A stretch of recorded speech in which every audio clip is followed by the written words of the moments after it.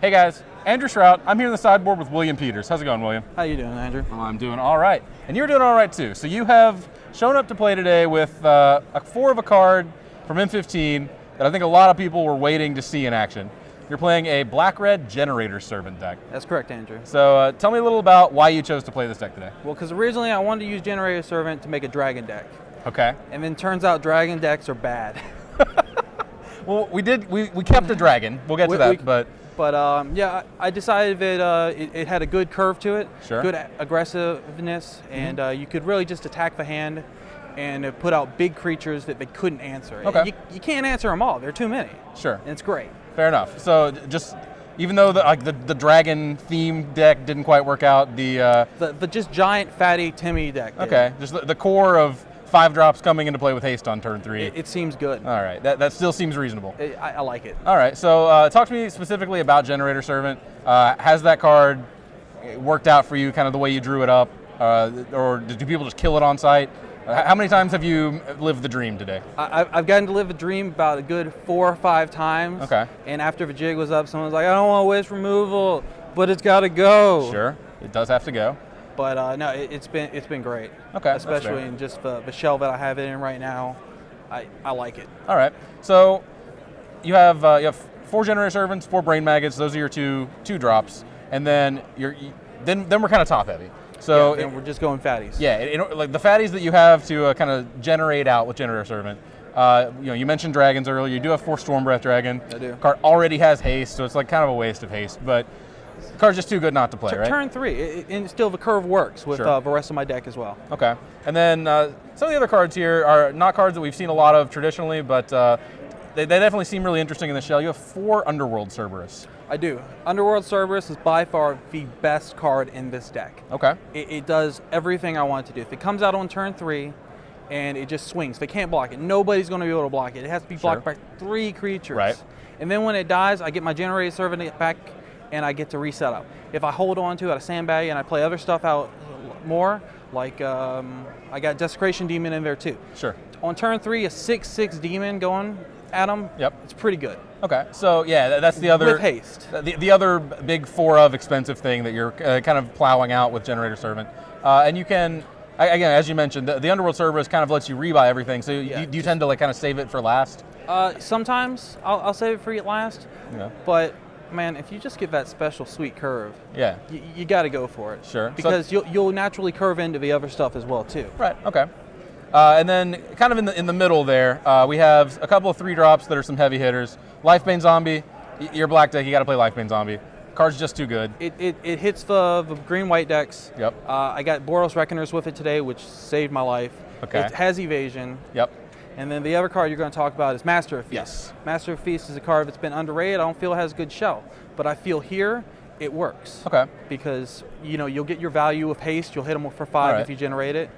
You don't really care if they draw the cards because if they waste removal on it, that's something they're not wasting removal on later on. On your bigger things like Stormbreath. Right. I guess Stormbreath is not actually bigger, but I guess your more resilient threats then. Yeah. I mean, against Jund monsters, for the most part, my stuff's bigger. Sure.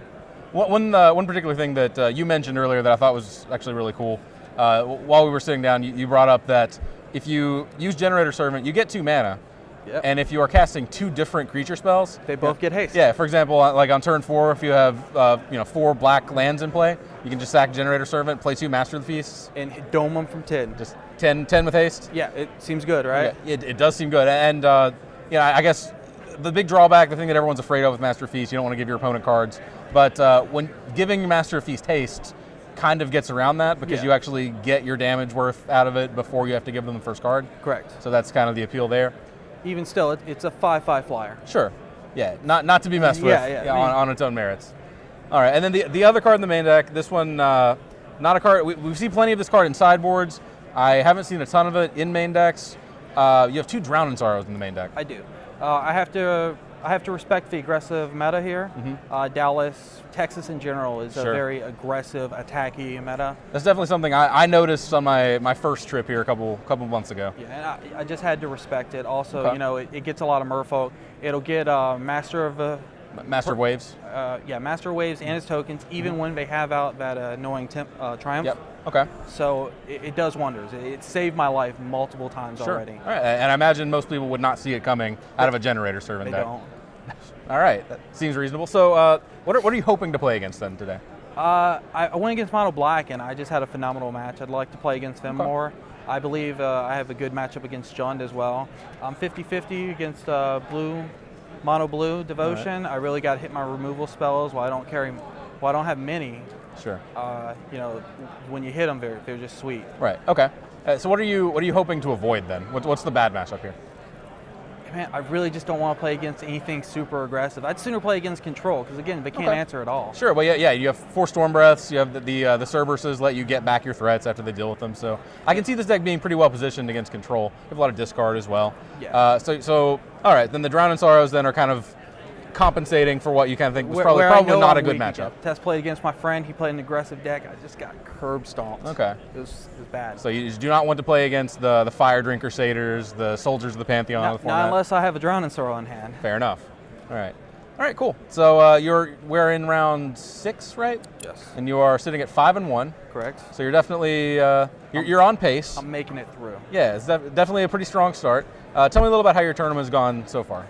So far, it's been good. You know, my opponents, a few of them have had bad luck. You know, other ones, I just feel bad for them because Okay. you feel bad. Like you're like, hey, so there's 6 coming at you turn 3. You can't do anything about it, and then are you dead? You're dead.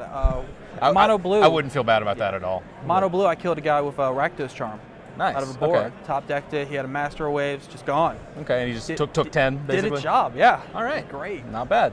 Sweet. Well, thanks for sitting down with me. I'll be rooting for you. Stick around. We've got plenty more coverage coming of the Standard Open here in Dallas.